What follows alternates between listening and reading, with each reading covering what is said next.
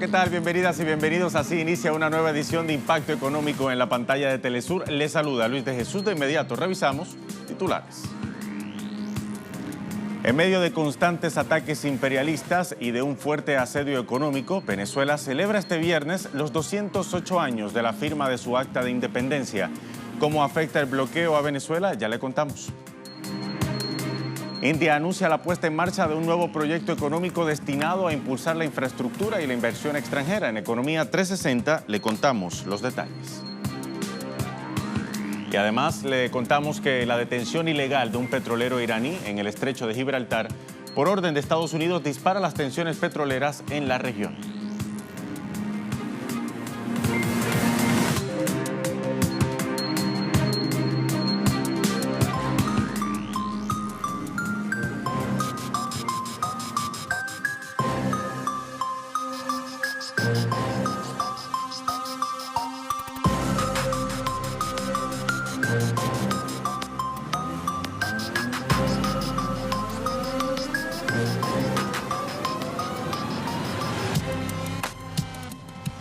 Así iniciamos esta edición de Impacto Económico con América Latina en perspectiva. Venezuela celebra este viernes 208 años de la firma del acta de su independencia y lo hace en medio de constantes agresiones, sobre todo en el área económica. Vamos a poner en contexto la situación en Venezuela para luego profundizar en las acciones que se ejercen desde el exterior y que buscan socavar la independencia venezolana. Para nadie es un secreto que actualmente Venezuela se encuentra siendo objeto de una agresión multiforme promovida desde Washington. La economía venezolana en los últimos años ha sido expuesta a mecanismos de agresión como el bloqueo financiero y comercial, la manipulación artificial del tipo de cambio, el contrabando de extracción, el robo del cono monetario, entre otros, que han promovido puertas adentro sectores de derecha que con el amparo de la Casa Blanca en Estados Unidos buscan hacerse del poder mediante la vía inconstitucional. Si bien los ataques contra el gobierno bolivariano han afectado la capacidad del Estado para adquirir en el mercado internacional los bienes necesarios para cubrir requerimientos básicos de la población, afectando negativamente el disfrute de los derechos humanos en el país, el gobierno de Nicolás Maduro, contra todo pronóstico, ha garantizado que el 75% del presupuesto nacional sea destinado a la inversión social para la garantía de estos derechos. Como parte de la agresión económica, se ha despojado a Venezuela del control de valiosos activos en el extranjero, incluyendo la empresa Citgo. Las medidas coercitivas unilaterales han generado pérdidas por 24.258 millones de dólares. Adicionalmente, existen en la actualidad más de 5.470 millones de dólares ilegalmente bloqueados en la banca internacional, que estaban destinados a la adquisición de alimentos y medicinas. Ante esto, el presidente Nicolás Maduro ha diseñado toda una estrategia para proteger al pueblo venezolano frente a la agresión económica. Una estrategia que incluye la protección permanente del ingreso, la distribución de alimentos a través de los comités locales de abastecimiento y producción, y el sistema de asignaciones dinerarias de protección social, a través del mecanismo del Carnet de la Patria. Además, en la actualidad, en Venezuela se encuentra en marcha el programa de recuperación, crecimiento y prosperidad económica, dirigido a restablecer la paz económica y asegurar los derechos económicos y sociales de todos los que hacen vida en Venezuela. Ahora bien, el gobierno de la Casa Blanca aplica contra Venezuela medidas unilaterales con el fin de socavar su sistema de gobierno. Las medidas van desde el congelamiento de cuentas bancarias usadas por Venezuela para adquirir productos básicos como por ejemplo alimentos y medicinas para la población, hasta el robo de activos petroleros como el caso de la refinadora Citgo, la filial estatal venezolana PDVSA. En enero de 2019, el gobierno de Estados Unidos de forma arbitraria apoyó la autoproclamación del opositor venezolano Juan Guaidó como presidente interino para ampliar el boicot económico contra Venezuela. Luego del reconocimiento de la figura ilegal, el Departamento del Tesoro anunció sanciones contra Petróleos de Venezuela que incluyen la congelación de activos de la refinadora Citgo por $7.000 millones y el bloqueo de pagos que emitan empresas estadounidenses cuando compren crudo de Venezuela. El robo de Citgo y la retención de dinero en 50 instituciones bancarias de 26 países fue denunciado por Venezuela en la Convención Anticorrupción y Recuperación de Activos de la ONU en Viena a finales de mayo de 2019. El país suramericano, que obtiene la mayor parte de sus ingresos económicos por la exportación de crudo, ha visto reducido su Producto Interno Bruto y acumula pérdidas económicas por 130.000 millones de dólares entre 2015 y 2018 por las medidas de Washington. Y bien, la pregunta, ¿en qué consisten las restricciones de Estados Unidos y cuál es su impacto en el pueblo venezolano? Ya le contamos. Las sanciones unilaterales de Estados Unidos contra Venezuela también impiden al país suramericano mantener cuentas en dólares y en euros. La mayoría de los bancos corresponsales han cerrado las cuentas a las principales instituciones financieras nacionales, con miras a forzar una situación de aislamiento financiero con relación al sistema financiero internacional. Y los más afectados con esas medidas son el Banco Central de Venezuela, el Banco de Venezuela, el Banco de Desarrollo Social de Venezuela, conocido como Bandes, y otras entidades financieras venezolanas. Las medidas coercitivas de Washington no se detienen allí. El asedio viene de todos los frentes. Actualmente Venezuela tiene un total de 5.000 millones de euros bloqueados en la banca internacional. Detallamos los montos bloqueados en las diversas organizaciones financieras. En el Banco de Inglaterra, 1.359 millones de dólares. En Citibank, 196 millones de euros. En Glenstreet de Londres, 453 millones de euros. En North Capital, 238 millones de euros. En Novo Banco, 1.543 millones. Y en Sumitomo, 415 millones de euros. El bloqueo económico estadounidense ha impedido a Venezuela comprar medicamentos sensibles para la población y también ha ocasionado la retención de fondos que el Estado destina a sus proveedores. Una orden de compra del Fonden por 1.171 millones de euros para importar albumina humana, inmunoglobulina, fue bloqueada. Por esta acción arbitraria, se afectó a 5.859 personas que padecen hemofilia y síndrome Guillain-Barré. También fueron bloqueados 781.219 euros para la compra de reactivos de sangre, afectando a 2.586.106 pacientes y 123.000 más que necesitan transfusión. En febrero de 2019, Venezuela realizó desembolsos para adquirir vacunas contra la meningitis, rotavirus e influenza. Los pagos intentaban llegar a la Organización Panamericana de la Salud, pero fueron devueltos por el Novo Banco, con sede en Portugal. El bloqueo afectó la disponibilidad de vacunas para 2.600.000 niños y niñas venezolanas. Por otra parte, mientras que Colombia intentó forzar una supuesta ayuda humanitaria a Venezuela, el gobierno de ese país, en mayo del año 2018, bloqueó la entrada a Venezuela de 15 contenedores con 25.210 cajas de alimento destinados a los comités locales de abastecimiento y producción, conocidos como CLAP.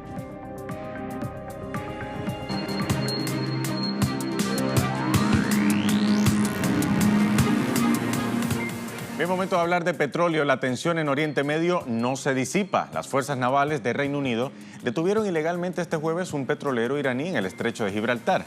El canciller español Josep Borrell confirmó que el petrolero había sido detenido a petición de Estados Unidos. El asesor de Seguridad Nacional de Estados Unidos, John Bolton, calificó la acción como una muy buena noticia, mientras desde Irán denuncian la maniobra como ilegal e inaceptable. El navío llevaba un envío de petróleo crudo iraní a Siria. Un ex líder de la poderosa Guardia Revolucionaria de Irán dijo sobre este hecho que la República Islámica debería considerar embargar un petrolero británico como respuesta. Sin embargo, la escalada de tensiones que podrían interrumpir las rutas de suministro y disparar los precios no tuvieron gran impacto en el mercado petrolero. De hecho, los precios del crudo cayeron este viernes más bien producto de las preocupaciones sobre el panorama del crecimiento económico mundial.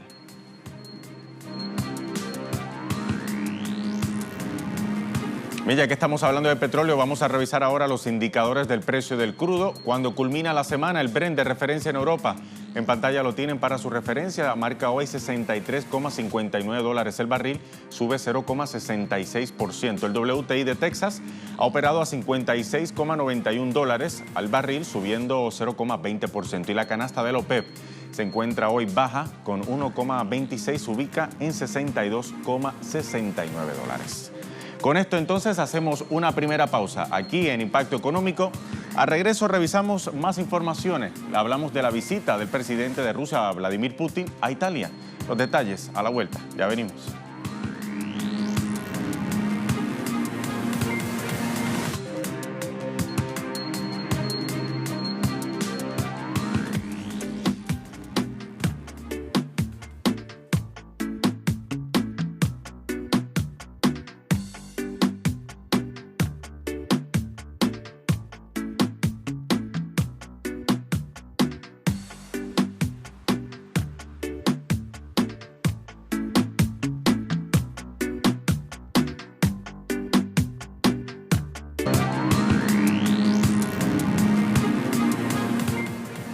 Bien, de vuelta en Impacto Económico, momento de revisar ahora Economía 360. Vamos a India. Ese país presentó este viernes un nuevo presupuesto destinado a impulsar la infraestructura y la inversión extranjera. Se trata del primer gran anuncio económico que se produce luego que el primer ministro Narendra Modi fuera reelecto a un segundo mandato. La nueva ministra de Finanzas de India, Nirmala Sitharaman, fue la encargada de presentar ante el Parlamento indio el presupuesto 2019-2020, donde el gobierno próximo, para luego subir a los 5 últimos.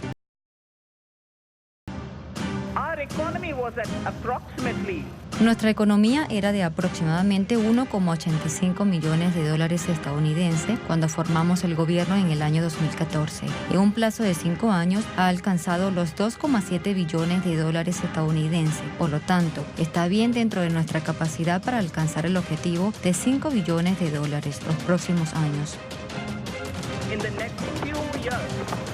India se incluyó interno bruto en el año fiscal 2010, el menor crecimiento en 5 años, las cifras oficiales de desempleo más altas en 45 años y una crisis agraria que ha provocado manifestaciones masivas en los últimos años. ¿Qué quiere hacer el gobierno de Modi? Duplicar el Producto Interno Bruto en menos de 5 años. ¿Cómo? Dando un impulso masivo a todas las formas de conectividad, con un énfasis especial en el transporte náutico en los ríos del país por medio de colaboraciones público-privadas. Así, el gobierno de Narendra Modi invertirá 1,2 billones de euros en infraestructura. Se suma a ello la facilitación de las inversiones directas para las empresas que comercialicen productos bajo una marca única, así como en las compañías aseguradoras y en los medios de comunicación. También destaca la eliminación de las tasas de importación de componentes para fabricar vehículos eléctricos e incentivos fiscales para los ciudadanos que decidan comprarlos. La ministra de Finanzas también anunció que el Estado inyectará unos 9.000 millones de euros a los bancos públicos para impulsar el crédito y dar un fuerte impulso a la economía. Y además de invertir en la creación de empleos para levantar la economía, los esfuerzos liderados por Modi también han mostrado grandes cambios al otorgar préstamos, distribuir cilindros de gas, construir inodoros y proporcionar electricidad a hogares y aldeas que no la tenían antes. ¿Qué dicen los ciudadanos? Escuchemos. Narendra Modi y su gobierno están haciendo un gran trabajo. Deberíamos apreciarlo. La ministra de Finanzas de la India habló durante 2 horas para presentar el presupuesto y es un gran presupuesto. Esperamos que hagan un seguimiento de todos los compromisos que han hecho. De 10, le daré 9 puntos a la ministra. El precio de los autos siempre es alto y ahora tenemos que pagar una mayor cantidad por el combustible. Entonces, es un gran problema. Es un doble golpe para la gente en general que conduce sus autos y motos a diario. Vamos a cambiar de tema, nos vamos a Europa. El presidente de Rusia, Vladimir Putin, se reunió con el primer ministro de Italia, Giuseppe Conte, durante una visita oficial que tan solo duró 10 horas en el país europeo. El mandatario se reunió con el Papa Francisco en el Vaticano para luego encontrarse en Roma con el primer ministro. El tema principal del encuentro fueron las sanciones de la Unión Europea. Allí, Putin aseguró que las acciones coercitivas de Europa son una pérdida para ambas partes y puso como ejemplo que hace 5 años el intercambio de los 28 países con Rusia era de unos 450.000 millones de dólares y actualmente descendió a 200.000 millones de dólares.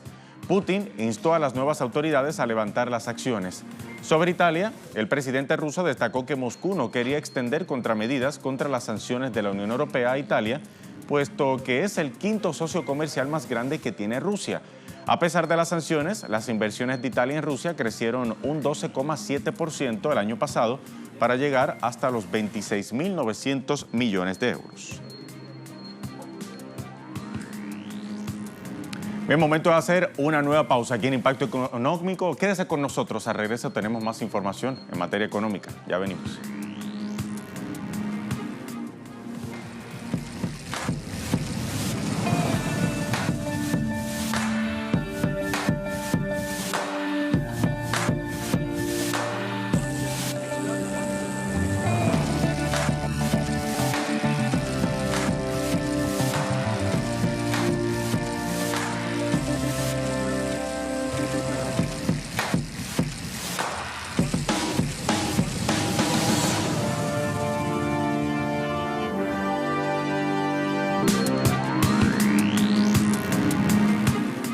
Seguimos revisando informaciones económicas. La multinacional Nike tenía todo listo para conmemorar ayer, el 4 de julio, Día de la Independencia de Estados Unidos, con una edición especial de zapatillas. Eran las Air Max One Quick Strike, que tendrían un costo de $140. Pero escuche, el gigante de la ropa deportiva decidió que no había sido una buena idea y retiró el producto, causando una verdadera controversia que puso en peligro un acuerdo que ya había alcanzado con el gobierno de Arizona. Veamos. La compañía estadounidense Nike retiró esta semana de las vitrinas sus zapatillas Air Max 1, una edición limitada con la que la compañía celebraría el Día de la Independencia de Estados Unidos.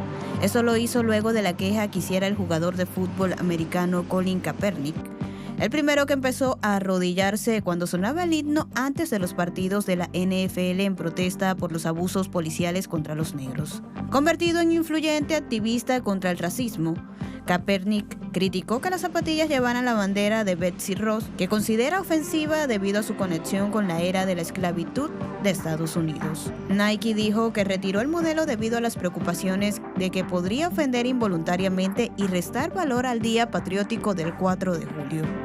Creo que estos símbolos tienen mucho peso para algunas personas. Su gente, quiero decir, murió bajo esa bandera, ¿sabes? Eran esclavos bajo esa bandera. Creo que tiene mucho sentido. Tras la decisión de Nike, numerosos usuarios de Twitter respaldaron a la marca, puntualizando que la bandera había sido utilizada por los nacionalistas blancos, pero no todos celebraron la decisión de la marca. El gobernador de Arizona, Doug Ducey, calificó la decisión como terrible y retiró el martes un incentivo de $1 millón para la instalación de una fábrica en el estado.